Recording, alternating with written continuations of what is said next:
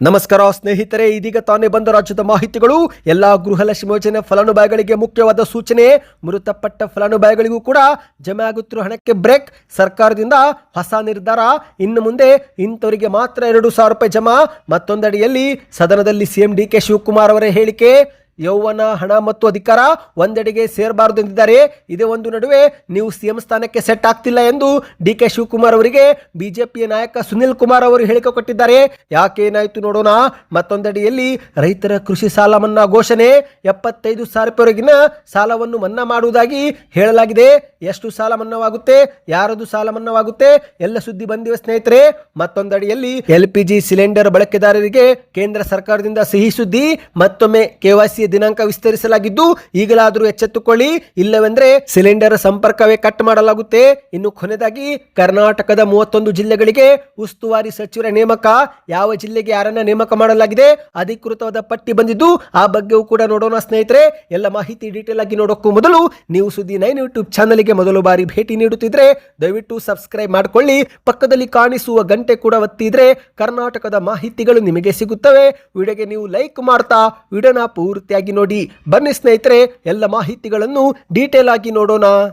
ನೀವು ಕೂಡ ಗೃಹಲಕ್ಷ್ಮಿ ಯೋಜನೆ ಫಲಾನುಭವಿಗಳಾಗಿದ್ದರೆ ಈಗಲೇ ವಿಡಿಯೋಗೆ ಲೈಕ್ ಮಾಡಿ ಮತ್ತು ಗೃಹಲಕ್ಷ್ಮಿ ಯೋಜನೆಯ 2,000 ರೂಪಾಯಿ ನಿಮಗೆ ಜಮೆ ಆಗುತ್ತಿದೆಯಾ ಕಮೆಂಟ್ ಮಾಡಿ. ಹೌದು, ಒಂದು ಕಡೆಯಲ್ಲಿ ಸರ್ಕಾರ ಗೃಹಲಕ್ಷ್ಮಿ ಯೋಜನೆಯ ಕಂತುಗಳನ್ನು ಬಿಡುಗಡೆ ಮಾಡುತ್ತಿದ್ದು, ಆದರೆ ಮತ್ತೊಂದೆಡೆಯಲ್ಲಿ ಕೆಲವೊಂದು ಕಂತುಗಳು ಮೃತಪಟ್ಟ ಫಲಾನುಭವಿಗಳು ಕೂಡ ಜಮೆ ಆಗ್ತಾ ಇದೆ.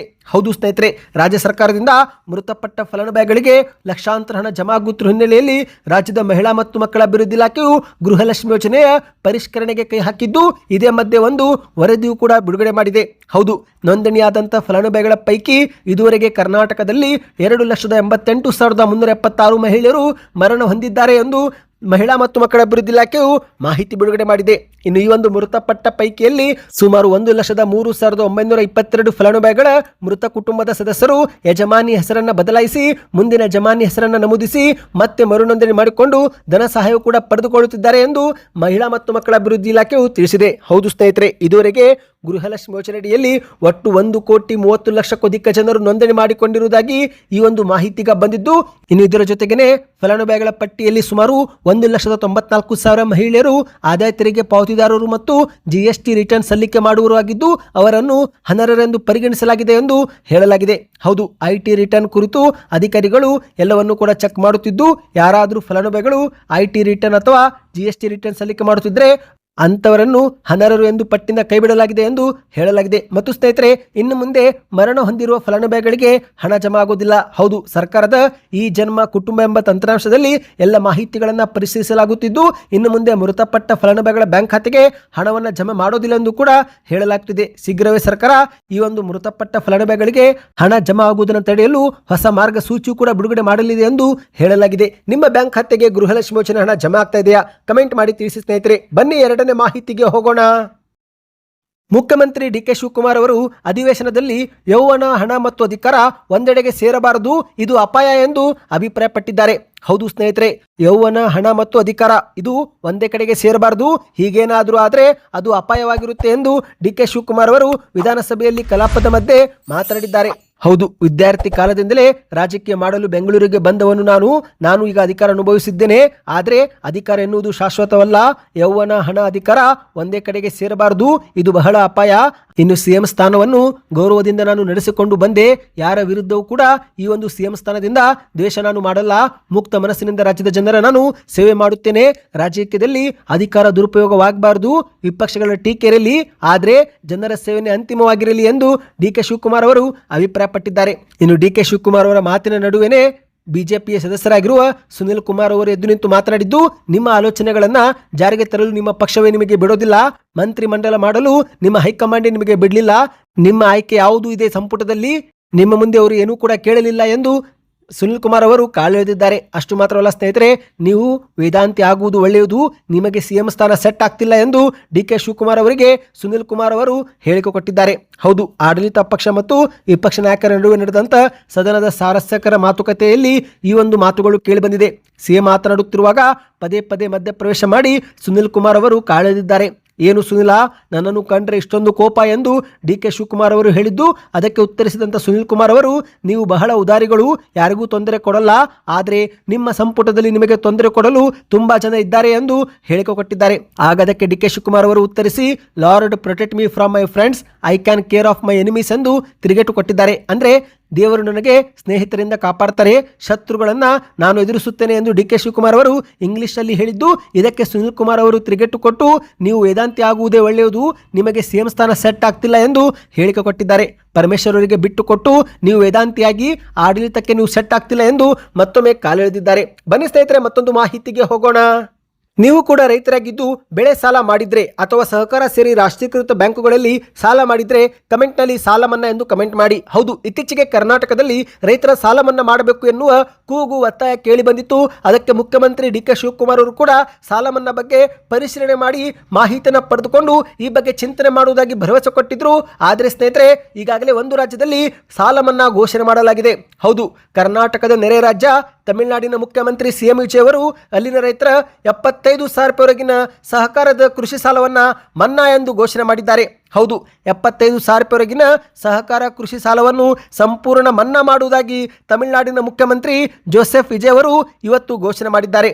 75,000ದಿಂದ 1,00,000ವರೆಗಿನ ನೀವೇನಾದರೂ ಸಾಲ ಪಡೆದುಕೊಂಡಿದ್ರೆ ಅದರ ಒಂದು ಗರಿಷ್ಠ 75,000 ರೂಪಾಯಿ ಸಾಲವನ್ನು ಮನ್ನಾ ಮಾಡಲಾಗುವುದು. ಉಳಿದಂತೆ 25,000 ಹಣವನ್ನು ರೈತರು ಪಾವತಿ ಮಾಡಬೇಕಾಗುತ್ತೆ ಎಂದು ಅಲ್ಲಿನ ಸರ್ಕಾರ ಘೋಷಣೆ ಮಾಡಿದೆ ಸ್ನೇಹಿತರೆ. ಹೌದು, ಆಗಸ್ಟ್ 17ರಂದು ಸಿಎಂ ವಿಜಯ್ ಅವರು ಈ ಬಗ್ಗೆ ಮಾತನಾಡಿದ್ದಾರೆ. ತಮಿಳುನಾಡು ಸರ್ಕಾರಕ್ಕೆ ಈ ಒಂದು ಸಾಲ ಮನ್ನಾ ಮಾಡುವುದರಿಂದ 953 ಕೋಟಿಗೂ ಅಧಿಕ ಹಣ ಹೊರೆ ಬೀಳುತ್ತೆ, ಆದರೆ 14 ಲಕ್ಷಕ್ಕೂ ಅಧಿಕ ರೈತರಿಗೆ ಇದರಿಂದ ಅನುಕೂಲವಾಗುತ್ತೆ ಎಂದು ವಿಜಯ್ ಅವರು ತಿಳಿಸಿದ್ದಾರೆ. ಅಷ್ಟು ಮಾತ್ರವಲ್ಲ ಸ್ನೇಹಿತರೆ, ಅಲ್ಲಿನ ಶಾಸಕರಿಗೆ ಹೊಸ ಕಾರು ಕೂಡ ಘೋಷಣೆ ಮಾಡಿದ್ದಲ್ಲದೆ ತಿಂಗಳಿಗೆ 75,000 ರೂಪಾಯಿ ವಾಹನ ಭತ್ಯೆ ಕೊಡುವುದಾಗಿಯೂ ಕೂಡ ಸಿಎಂ ವಿಜಯ್ ಅವರು ಘೋಷಣೆ ಮಾಡಿದ್ದಾರೆ. ಹೌದು, ವಿಜಯ್ ಅವರ ಪ್ರಕಾರ ಅಲ್ಲಿನ ಶಾಸಕರು ತಮ್ಮ ತಮ್ಮ ಕ್ಷೇತ್ರಗಳಲ್ಲಿ ನಿರಂತರವಾಗಿ ಸಂಚರಿಸಿ ಜನರ ಸಮಸ್ಯೆ ಕೇಳುವುದು ಮತ್ತು ಸರ್ಕಾರಿ ಇಲಾಖೆಗಳೊಂದಿಗೆ ಸಮನ್ವಯ ಸಾಧಿಸುವುದು ಕೂಡ ಅವರ ಮೂಲಭೂತ ಕರ್ತವ್ಯದ ಭಾಗವಾಗಿರುತ್ತೆ. ಹಾಗಾಗಿ ಅವರಿಗೆ ನಾವು ವಾಹನ ಸೌಲಭ್ಯ ಕೊಡುತ್ತೇವೆ. ಇದರಿಂದ ಕ್ಷೇತ್ರದ ಶಾಸಕರು ಮತ್ತು ಜನರ ನಡುವೆ ಸಂಪರ್ಕ ಸುಗಮಗೊಳಿಸಿದಂತಾಗುತ್ತೆ ಎಂದು ವಿಜಯ್ ಅವರು ಹೇಳಿದ್ದಾರೆ. ಸ್ನೇಹಿತರೆ, ಬನ್ನಿ ಮತ್ತೊಂದು ಮಾಹಿತಿಗೂ ಹೋಗೋಣ. LPG ಗ್ಯಾಸ್ ಸಿಲಿಂಡರ್ ಬಳಕೆ ಮಾಡುತ್ತಿರುವವರಿಗೆ ಕೇಂದ್ರ ಸರ್ಕಾರದಿಂದ ಸಿಹಿ ಸುದ್ದಿ ಬಂದಿದೆ. ಹೌದು ಸ್ನೇಹಿತರೆ, ಅಡುಗೆ ಅನಿಲ KYC ಪೂರ್ತಿ ಮಾಡಲು ಈ ಒಂದು ಹಿಂದೆ ನಿಗದಿ ಮಾಡಿದಂಥ ದಿನಾಂಕವನ್ನು ಈಗ ಮತ್ತೊಮ್ಮೆ ಕೇಂದ್ರ ಸರ್ಕಾರ ಆಗಸ್ಟ್ 23ರವರೆಗೆ ವಿಸ್ತರಣೆ ಮಾಡಿದೆ. ಈ ಮೂಲಕ ಗ್ರಾಹಕರಿಗೆ ಬಿಗ್ ರಿಲೀಫ್ ಸಿಕ್ಕಿದೆ. ಹೌದು ಸ್ನೇಹಿತರೆ, ಈಗಲಾದರೂ ನೀವು ಎಚ್ಚೆತ್ತುಕೊಂಡು KYC ಪ್ರಕ್ರಿಯೆ ಪೂರ್ತಿ ಮಾಡಿಕೊಳ್ಳಿ, ಇಲ್ಲವೆಂದರೆ ಮುಂದಿನ ದಿನಗಳಲ್ಲಿ ಸಿಲಿಂಡರ್ ಸಂಪರ್ಕವೇ ಕಡಿತ ಮಾಡಲಾಗುತ್ತೆ. ಹೌದು, LPG ಗ್ಯಾಸ್ ಸಿಲಿಂಡರ್ ಬಳಕೆ ಮಾಡುತ್ತಿರುವ ಗ್ರಾಹಕರಿಗೆ ಕೇಂದ್ರ ಸರ್ಕಾರದಿಂದ ಮುಖ್ಯವಾದ ಸೂಚನೆ. ಈ ಒಂದು ಹಿಂದೆ KYC ಮಾಡಲು ದಿನಾಂಕ ಏನು ನಿಗದಿ ಮಾಡಲಾಗಿತ್ತು, ಆದರೆ ಹಲವರು ಈ ಒಂದು KYCಗೆ ಒಳಗಾಗದ ಕಾರಣ ಈಗ ಕೇಂದ್ರ ಸರ್ಕಾರ ಮತ್ತೊಮ್ಮೆ ದಿನಾಂಕ ವಿಸ್ತರಿಸಿದೆ. ಆದರೆ ಸ್ನೇಹಿತರೆ, ತುಂಬಾ ದಿನ ವಿಸ್ತರಣೆ ಮಾಡಿಲ್ಲ, ಆಗಸ್ಟ್ 23ರವರೆಗೆ ವಿಸ್ತರಣೆ ಮಾಡಲಾಗಿದೆ. Indian oil, Bharat gas, Hindustan petroleum company ಸೇರಿದಂತೆ ಇತರೆ ಗ್ರಾಹಕರಿಗೆ ಇದು ಮುಖ್ಯವಾದ ಸೂಚನೆ. ಸ್ನೇಹಿತರೆ, ಮನೆಯಲ್ಲಿ ಕುಳಿತು ಕೂಡ ನೀವು KYC ಪ್ರಕ್ರಿಯೆ ಸುಲಭವಾಗಿ ಮಾಡಬಹುದು. ಮೊಬೈಲ್ನಲ್ಲಿ ಗೂಗಲ್ ಪ್ಲೇಸ್ಟೋರ್ಗೆ ಹೋಗಿ ನಿಮ್ಮ ಒಂದು ಗ್ಯಾಸ್ ಕಂಪನಿ ಹೆಸರನ್ನ ಸರ್ಚ್ ಮಾಡಿದ್ರೆ ಆ ಒಂದು ಕಂಪನಿಯ ಒಂದು ನಿಮಗೆ ಅಪ್ಲಿಕೇಶನ್ ಸಿಗುತ್ತೆ ಸ್ನೇಹಿತರೆ.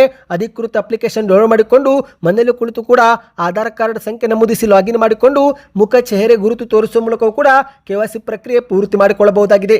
ಕೇವಲ 5 ನಿಮಿಷದ ಪ್ರೊಸೆಸ್ ಆಗಿದೆ ಸ್ನೇಹಿತರೆ. ಸುಲಭವಾಗಿಯೇ ಮನೆಯಲ್ಲಿ ಮಾಡಬಹುದು. ಯಾವ ರೀತಿ ಮಾಡಬೇಕು ಎಂಬ ನಿಮಗೆ ವಿಡಿಯೋ ಬೇಕಂದ್ರೆ ಕಮೆಂಟ್ ನಲ್ಲಿ LPG KYC ವಿಡಿಯೋ ಎಂದು ಕಮೆಂಟ್ ಮಾಡಿ ಸ್ನೇಹಿತರೆ. ಯಾವುದಾದ್ರೂ ಒಂದು ಕಂಪನಿ KYC ಪ್ರಕ್ರಿಯೆ ವಿಡಿಯೋ ನಾವು ನಿಮಗೆ ಮಾಡಿಕೊಂಡು ಬರುತ್ತೇವೆ. ಬನ್ನಿ ಈಗ ಕೊನೆಯ ಮಾಹಿತಿಗೆ ಹೋಗೋಣ.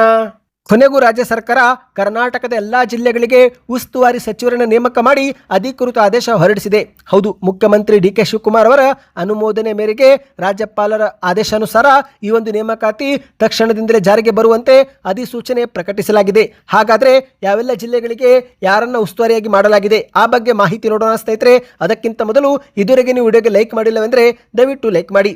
ಮೊದಲಿಗೆ ಸ್ನೇಹಿತರೆ, ತುಮಕೂರು ಜಿಲ್ಲೆಗೆ ಡಾಕ್ಟರ್ ಪರಮೇಶ್ವರನ್ನ ಆಯ್ಕೆ ಮಾಡಲಾಗಿದೆ. ಚಿಕ್ಕಮಗಳೂರು ಉಸ್ತುವಾರಿ KJ ಜಾರ್ಜ್, ಬೆಂಗಳೂರು ಗ್ರಾಮಾಂತರ ಉಸ್ತುವಾರಿ KH ಮುನಿಯಪ್ಪನವರು, ಕೋಲಾರದ ಉಸ್ತುವಾರಿ ರಾಮಲಿಂಗಾರೆಡ್ಡಿ ಅವರು, ವಿಜಯಪುರದು MB ಪಾಟೀಲ್, ಬೆಂಗಳೂರು ನಗರ ಕೃಷ್ಣ ಬೈರೇಗೌಡ ಅವರು, ಬೆಳಗಾವಿ ಸತೀಶ್ ಜಾರಕಿಹೊಳಿ ಅವರು, ದಕ್ಷಿಣ ಕನ್ನಡ UT ಖಾದರ್, ಕಲಬುರಗಿ ಪ್ರಿಯಾಂಕ್ ಖರ್ಗೆ, ಬೀದರ್ ಈಶ್ವರ್ ಖಂಡ್ರೆ, ಯಾದಗಿರಿ ಜಿಲ್ಲೆ ಡಾಕ್ಟರ್ ಶರಣಪ್ರಕಾಶ್ ಪಾಟೀಲ್, ಗದಗ ಜಿಲ್ಲೆ ಬಸವರಾಜ ರಾಯರೆಡ್ಡಿ, ಮಂಡ್ಯ ಜಿಲ್ಲೆ ಎನ್ ಚಲುವರಾಯಸ್ವಾಮಿ, ಚಿಕ್ಕಬಳ್ಳಾಪುರ ಸುರೇಶ್ BS ಅಂದರೆ ಭೈರತಿ ಸುರೇಶ್ ಅವರು, ಇನ್ನು ಮೈಸೂರಿಗೆ ಡಾಕ್ಟರ್ ಯತೀಂದ್ರ ಸಿದ್ದರಾಮಯ್ಯನವರು, ಧಾರವಾಡಕ್ಕೆ ಸಂತೋಷ್ ಲಾಡ್ ಅವರು, ಕೊಪ್ಪಳಕ್ಕೆ ತಂಗಡಗಿ ಶಿವರಾಜ್ ಅವರು, ದಾವಣಗೆರೆಗೆ ಎಸ್ ಮಲ್ಲಿಕಾರ್ಜುನ್, ಚಾಮರಾಜನಗರಕ್ಕೆ ಸಿ ಪುಟ್ಟರಂಗಶೆಟ್ಟಿಯವರು, ಶಿವಮೊಗ್ಗ ಮಧು ಬಂಗಾರಪ್ಪ ಅವರು, ಹಾವೇರಿಗೆ ರುದ್ರಪ್ಪ ಲಮಾಣಿಯವರು, ಬಳ್ಳಾರಿಗೆ ಬಿ ನಾಗೇಂದ್ರ ಅವರು, ಉತ್ತರ ಕನ್ನಡ ಲಕ್ಷ್ಮಣ್ ಸವದಿಯವರು, ಕೊಡಗು ಜಿಲ್ಲೆಗೆ PM ನರೇಂದ್ರ ಸ್ವಾಮಿ, ಹಾಸನಕ್ಕೆ KM ಶಿವಲಿಂಗೇಗೌಡವರು, ಬಾಗಲಕೋಟೆಗೆ ವಿಜಯಾನಂದ ಕಾಶಪ್ಪನವರು, ಬೆಂಗಳೂರು ದಕ್ಷಿಣ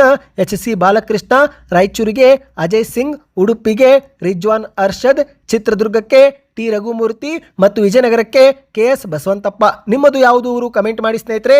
ಈ ಎಲ್ಲ ಮಾಹಿತಿಗಳು ನಿಮಗೆ ಇಷ್ಟವಾಗಿದ್ದರೆ ಚಾನಲ್ಗೆ ಸಬ್ಸ್ಕ್ರೈಬ್ ಮಾಡ್ಕೊಳ್ಳಿ, ವಿಡಿಯೋನ ಲೈಕ್ ಮಾಡ್ತಾ ಶೇರ್ ಮಾಡಿ.